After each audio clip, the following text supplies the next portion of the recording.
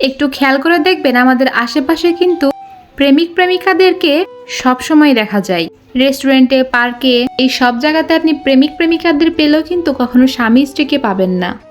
পেলেও কিন্তু খুবই কম। আর এই কথাটা অপ্রিয় হলেও কিন্তু সত্য। প্রেমিক প্রেমিকাদের সাথে সারা রাত কথা বলাটা ভালোবাসা হলেও একজন বউয়ের সাথে সারা রাত কথা বলাটা কিন্তু বোকামি ছাড়া আর কিছুই মনে করে না পুরুষগুলো। যাই হোক, হ্যালো এভরিওয়ান, আসসালামু আলাইকুম। Welcome back to my new another video. I am ইমা ফ্রম ইমাস ডেইলি লাইফস্টাইল। শুরুতেই বলে রাখি, আমি কিন্তু একদমই নতুন। আমার পেজটিতে যদি আপনিও নতুন হয়ে থাকেন, অবশ্যই পেজটিকে ফলো করে পাশে থাকবেন। যাই হোক, কথা না বাড়িয়ে শুরু করা যাক। বাইরে বেশ কিছুদিন ধরেই ঝুমঝুমিয়ে বৃষ্টি পড়ছে, এখনও বৃষ্টি হচ্ছে। আর বৃষ্টি হলে আমাদের মতো বাঙালিদের কিন্তু অবশ্যই খিচুড়ি লাগবেই। আমারও বেশ কয়েকদিন ধরে খুদের ভাতের খিচুড়ি খেতে মন চাচ্ছিল, তাই আর দেরি না করে রান্না করতে চলে এসেছি। আর তার সাথে করে নিয়েছিলাম মুরগির মাংস। এই মুরগির মাংসটা আমি দুপুরেই রান্না করেছিলাম। খেতে কিন্তু বেশ মজা হয়েছিল। আমি আজকে রান্নাটা আমার আম্মুর স্টাইলে করার চেষ্টা করেছিলাম। শুরুতে যেভাবে মাংস রান্না করতে হয়, মশলাগুলোকে খুব ভালো মতো কষিয়ে নিয়েছিলাম। তারপর আগে থেকে ধুয়ে রাখা মুরগির মাংসগুলো অ্যাড করেছি। এইগুলো খুব সময় নিয়ে আমি মশলার সাথে কষিয়ে নিয়েছিলাম, একদম ভাজা ভাজা করে ফেলেছিলাম। যেহেতু মুরগির মাংস সিদ্ধ হতে বেশি দেরি হয় না, তাই আমি এখানে আগে থেকে আলু অ্যাড করেছিলাম। তারপর খুব ভালো মতো দুইটা একসাথে কষিয়ে নিয়ে আমি এখানে ঝোলের পানি অ্যাড করে দিয়েছি। এই তো, মুরগির মাংস রান্না করতে কিন্তু খুব বেশি টাইম লাগে না। মুরগির মাংস দিকে রান্নাবান্না হয়ে গিয়েছে। দুপুরে এই মাংসের সাথে খেয়েছিলাম সাদা ভাত।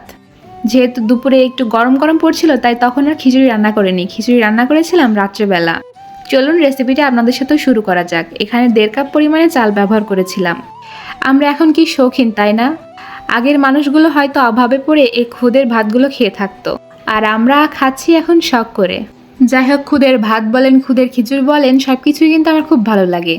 আমি এখানে 1 পট পরিমাণ ডাল ব্যবহার করেছিলাম। খুব সামান্য পরিমাণে মুগের ডাল ছিল, সেটাও এখানে অ্যাড করে নিয়েছি। তারপর খুব ভালো মতো ধুয়ে নিয়েছিলাম। এখানে বেশ কিছু পরিমাণে পেঁয়াজ কুচি এবং কাঁচামরিচ চেরা অ্যাড করেছি। সাথে ছিল বেশ কয়েকটি রসুন।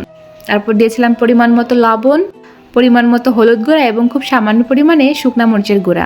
তারপর দিয়েছিলাম আদা বাটা, জিরা বাটা। আমার আগে থেকে বের করতে মনে ছিল না, তাই এখানে ডিপ অবস্থায় দিয়ে দিয়েছি। তারপর দিয়ে নিয়েছিলাম বেশ কিছুটা দারচিনি, এলাচ, লবঙ্গ এবং কিছুটা গোলমরিচ। তারপর খুব ভালো মতো হাতের সাহায্যে এগুলোকে আমি মাখিয়ে নেব। এই কাজটা কিন্তু সময় নিয়ে করতে হবে। মাখানো যত ভালো হবে, খিচুড়িটা খেতেও কিন্তু তত ভালো হবে। যেহেতু হাতে মাখা খিচুড়ি, তাই অবশ্যই আমি এখানে হাত দিয়ে মাখাটাই প্রেফার করি।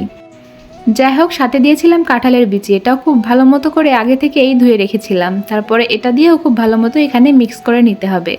তারপর আরেকটা জিনিস ব্যবহার করেছিলাম, সেটা হলো কচু পাতা। এখানে অনেকে লাউ পাতা বা কুমড়ো পাতাও দিয়ে থাকে। যেহেতু শহরে এটা অ্যাভেলেবেল না, তাই আমি এখানে শুধুমাত্র কচু পাতাই ব্যবহার করেছিলাম। এটা আমার শাশুড়ি মা গ্রাম থেকে পাঠিয়েছিল। যাই হোক, পাত্রে আমার মাখাতে কষ্ট হচ্ছিল, তাই আমি রাইস কুকারের মধ্যে চালগুলোকে ঢেলে নিয়েছিলাম। তারপর তেল ব্যবহার করেছি। তেল দিয়ে আবারও খুব ভালো মতো হাতের সাহায্যে খুব সুন্দর করে মাখিয়ে নিতে হবে। এবার ব্যবহার করব পানি। চাল এবং ডাল মিলে যতটুকু হয়েছিল তার ডাবল পরিমাণ পানি এখানে ব্যবহার করেছিলাম। যেহেতু আমি একটু নরম নরম খাবো, পরবর্তীতে আবারও পানি ব্যবহার করা লেগেছিল। যাই হোক, আমার রান্নাটাও কিন্তু রেডি হয়ে গিয়েছে। এই তো, দুপুরের মাংস নিয়েছিলাম, ঝাল ভর্তার সাথে লেবু। আর কি লাগে। যাই হোক, আজকে এই পর্যন্তই। Thanks for watching.